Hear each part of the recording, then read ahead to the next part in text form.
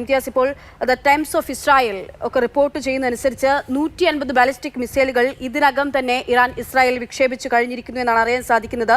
8 പേർ മരിച്ചു ജാഫയിൽ വെടിവെപ്പിൽ എന്നുള്ള വിവരം പുറത്തു വരുന്നുണ്ട്. ഒപ്പം തന്നെ പല വിമാനത്താവളങ്ങളിലും വിമാനത്താവളങ്ങളിൽ ഈ തരത്തിലുള്ള അവരുടെ പൂർണ്ണമായിട്ടും സർവീസുകളൊക്കെയും നിർത്തിവെച്ചിരിക്കുന്നു, തകരാറിലായിരിക്കുന്നു എന്നുള്ള വിവരങ്ങൾ വരുന്നുണ്ട്. അങ്ങനെ പ്രധാനപ്പെട്ട വിവരങ്ങൾ ഓരോന്ന് വരുന്നുണ്ട്. ഒപ്പം തന്നെ അവിടെ നിന്നുള്ള ദൃശ്യങ്ങളുമുണ്ട്. എനിക്ക് ഇംതിയാസിലേക്ക് വരാം. ഈ വിവരങ്ങൾ ഇംതിയാസ് അതിന് പൂർണ്ണരൂപം നൽകും. ആദ്യം ദൃശ്യങ്ങളിലേക്ക്.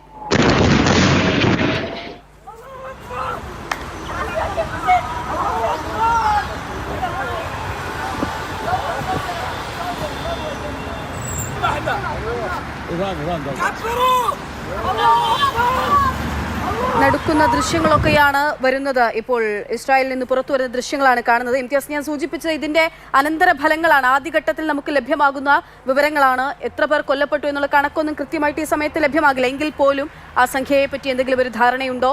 എന്തൊക്കെ സംവിധാനങ്ങൾ താറുമാറായിരിക്കുന്നു? ഏതു തരത്തിൽ എവിടെയൊക്കെയാണ് കേന്ദ്രീകരിച്ചുകൊണ്ടാണ് ഇപ്പോൾ ഈ ആക്രമണം നടക്കുന്നത്? അക്ഷയ, ഈ പറഞ്ഞതുപോലെ തന്നെ യുദ്ധം അതിൻ്റെ സകല സീമകളും കടന്ന് താണ്ഡവമാടുകയാണ്.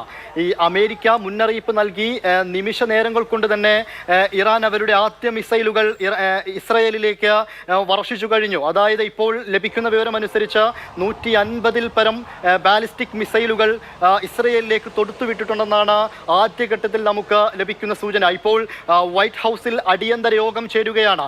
ഇതുമായി ബന്ധപ്പെട്ട് അമേരിക്കയുടെ ഇടപെടൽ ഉണ്ടാകുമോ എന്ന രീതിയിലൊക്കെയുള്ള ചർച്ചകൾ നടക്കുകയാണ്.